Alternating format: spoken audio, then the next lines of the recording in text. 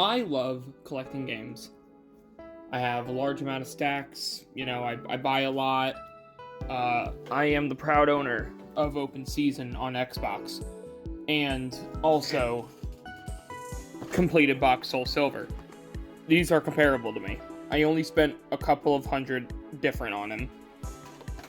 But with my love of games, I love collecting them. Even dog shit like this, I love collecting games. And I always like the mindset of when I'm buying games. Like, hey, why should I buy this? Would it be funny? Would it be an interesting thing to put in the collection? Do I just want this because I feel like I want it? Those are all questions I have. Every game I'm about to showcase stuff I literally just bought today, not even an hour ago. And I just want to talk about my mindset and some just general things about it. My mindset, my thought process, and everything of the sort. So, first up, I'm going to go random in this stack. First up, Tetris Worlds. Why did I buy Tetris Worlds? I don't know. It was $6, and I was just like, you know what? It's Tetris Worlds. I mean, it's just Tetris, but this was if I remember correctly, this is the first Tetris game to actually have the holding mechanic, which is a very interesting part of Tetris history. Has 4 players, there's Fusion Tetris, Cascade Tetris, there's a bunch of different modes. It's very interesting to me. This is a very interesting game release, just because, it's a different kind of Tetris, especially on the PS2. And for $6, why not? It's just a fun, interesting game, and I'm glad I got it. I'll put it right there. Alright, next up, random one. Skylanders, Imaginators on the Wii U, no box. No figures. I love Skylanders, one of my favorite gaming franchises, surprisingly enough. I adore Skylanders. I own Imaginators, I own it on Switch, and I own it on Xbox 360. I got the Wii U version because this is the only Imaginators version that isn't dog shit like Nintendo Switch Edition, where you can actually use Bowser and Donkey Kong. No, I don't really feel the need to, play this much, but, if I want to play Imaginators on a really fresh file with no Imaginators, I guess I can use this for one time. So put that right there. That goes in the corner. Next up. Oh, wow. Okay, maybe I should bring up some better games. Oh, wait, I don't have the better games. Shit, alright. Puzzle Challenge Crosswords. It's $4. It's fucking Crosswords, dude. Crosswords on the PS2. You can't not get Crosswords on the PS2. You see Puzzle Challenge, Crosswords, and more for the PS2 for $4, and you're telling me you would not buy it?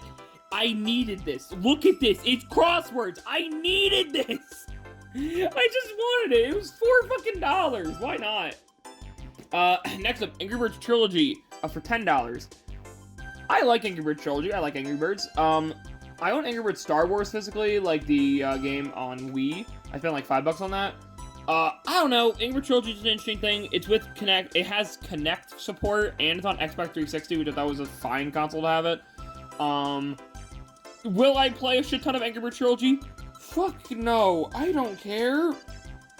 But I don't really care too much. I don't know. It was just a very interesting game. I see it, and I'm like, it's $10. That's a really interesting part of that kind of era, like 2012, 2011, I think it was 2013? No, 2012? 2012, okay, this is 2012. 2012, 2013 were the big years for mobile games on console, and this was the first really big one, in terms of mobile game to console. And also, it's an archive of Angry Birds Rio, which I think is really interesting. It's cool. I don't know, what can I say? I'm gonna put that right up there. Alright, next up. Alright, that's an actual good game. So we'll start with that. Mario and Sonic at the Olympic Games. I owned this when I was a kid. Also, Sabatino, I got your copy. I owned Mario and Sonic at the Olympic Games when I was a kid, but I sold it a long time ago when I was younger to buy other games. And I thought it would be cool to own. It was $13. I don't really care too much about Mario and Sonic at the Olympic Games, especially the first one. Winter 2010 is my favorite. But it is an okay game, very bare bones, very not the best, but it's okay for what it is. For what it is, it was an okay Wii game collection. But also, for the first Mario and Sonic game, that's very important to have, and I would, of course, really want it in my collection. It's just a cool game to own, a lot of my thought process between games is really I think it would be cool for the collection, or I just think it's a really neat game in terms of history. That's a lot of things. I mean, like, I have a big pile right next to me of a bunch of random games. And, like, there's stuff like Pac-Man World 2, Simpsons Road Rage, Injustice, Xbox Music Maker, The Simpsons game, Shenmue, E.T. Interplanetary Mission, and a ton more that's in this huge stack that I don't really have space for right now in my room to where I can put them in a good place. But it's the fact is, these kinds of games are just so, cool. Gaming in general, the history of it, I love that shit. And every single game tells a story. Even the cheapest, stupidest things like Puzzle Challenge. This says something. Why did the developers make this? What's the target demographic? That's so interesting to me. We know what the target demographic is. It's fucking Puzzle Challenge crosswords. Of course it's for your granddad. But that's cool to me. Balloon Pop on the Wii. Some random ass game. I saw it. Let me bring it out of this pile really quick. I saw this, and I didn't think anything of it. I thought it was a weird ass game. It was like $4, and I bought it. Why? Just because it's interesting. It was made by UFO, and I was like, who the hell is UFO? And then I remember, they just published some, they published, like, the humongous entertainment games of, like, Putt Putt and Spy Fox around, for the Nintendo Switch and things. And I was like, okay. And what is Balloon Pop? It's kind of dog shit. But you know what? It's interesting. What, did I play it for, like, just 10 minutes? Yes. Do I really think I'll ever play it again? No. But am I happy I have it in my collection? Yes. And that's what I love about collecting games. Every game, I feel like, has a lot of merit. Even the most dog shit, like, weird-ass games, I feel like they are all interesting. I have five games left. I think so. 1, 2, 3. Yeah, 5 games left on my thing. Next up is Mighty Number 9. I've always joked about buying this with my friends. And I just was like, you know what? Fuck it. Why not? Today's the day. This one includes Cross-Buy and the Ray expansion. I was kind of hoping to get the Wii U version, but it didn't have it that day. And I was just like, you know what? I don't care enough about Mighty Number 9. And I know the Wii U version's worse. And at least this one comes with free DLC and also the Vita version. So that's cool.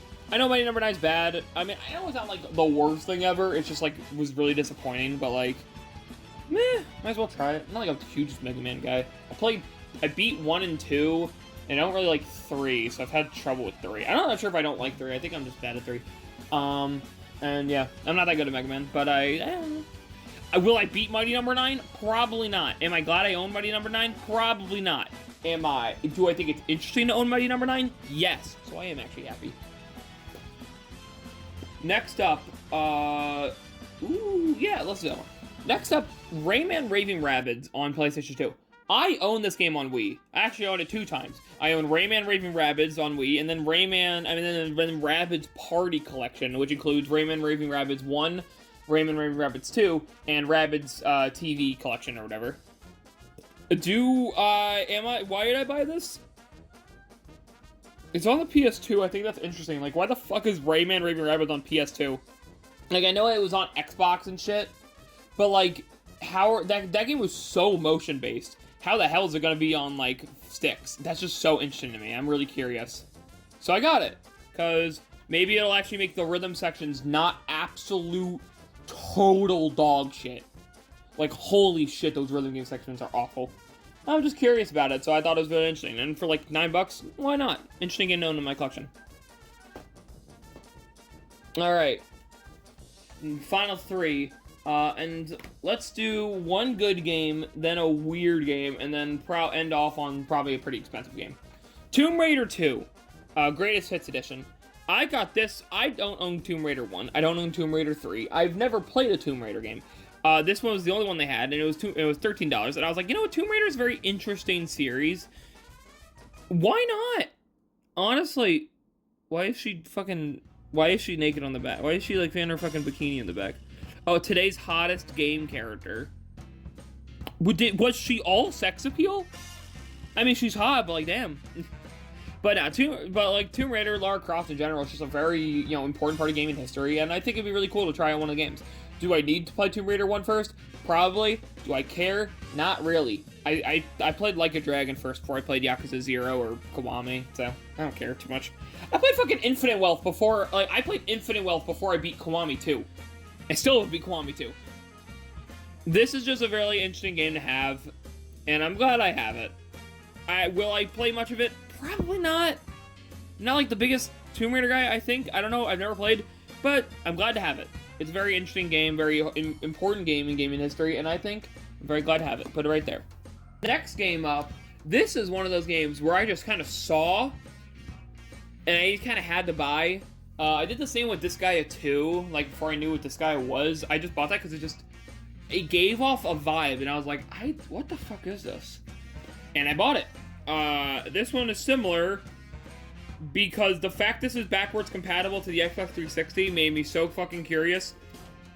What game am I talking about? Fucking Catwoman. Bro, I don't know.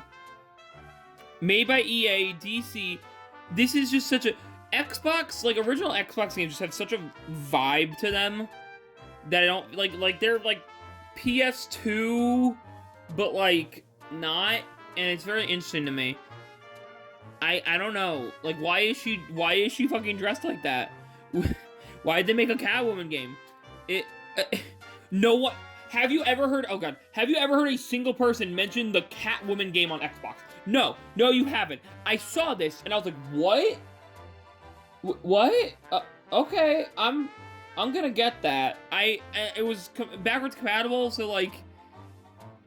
It didn't even seem like it had much issues. So fuck it, I kind of had to. I don't know, it just gave off vibes, man. And finally, this one's probably the most expensive game I got here. All of these are from the $4 to $13 range, and this one was $40. And even though I technically own it already, I thought it was a really cool thing to own. It is Pocket Fighters on the PlayStation 1. Now, I do own the Street Fighter, the Capcom Fighting Collection, which this is already playable in. But I don't know, it's cool to own it on its own. I think it's a really interesting game release. I don't really know much about it.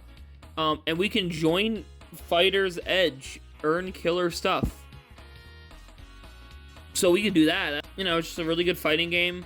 Has some good bunch of fun characters, little baby versions of all the funny guys. There's like a little baby Akuma, little baby Ryu, little baby Chun-Li.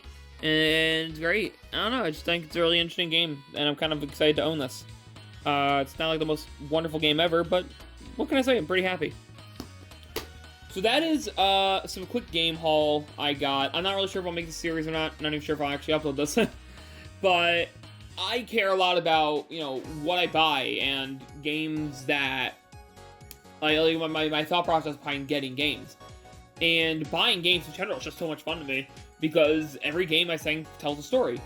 Like, obviously, me buying puzzle challenge crosswords, you tell me to tell you the story with this, I'm not gonna come up with, like, the most amazing story ever, but I thought something when I bought it. That's one of the reasons I don't really do game hauls, because game hauls, to me, you're not gonna have a collection of each of those games. But each of those, I had a thought with these. Even if it's such a small thing as, that's kind of neat. That's a thought. That's a story. Short story, yes, but it is a story. And that's what I think is beautiful about a collection you care about. You can tell things. You can tell stories with every single thing you buy. And I adore that. So, yeah. That is my game haul for today. And thank you for listening to my rambles about this. I love game collecting. I just love everything about video games. Their history, their art, the people behind it making it. Gaming is just such a fun thing in my life, and it's one of my favorite things to ever happen. Thank you very much for listening, and I hope you have a good rest of your day.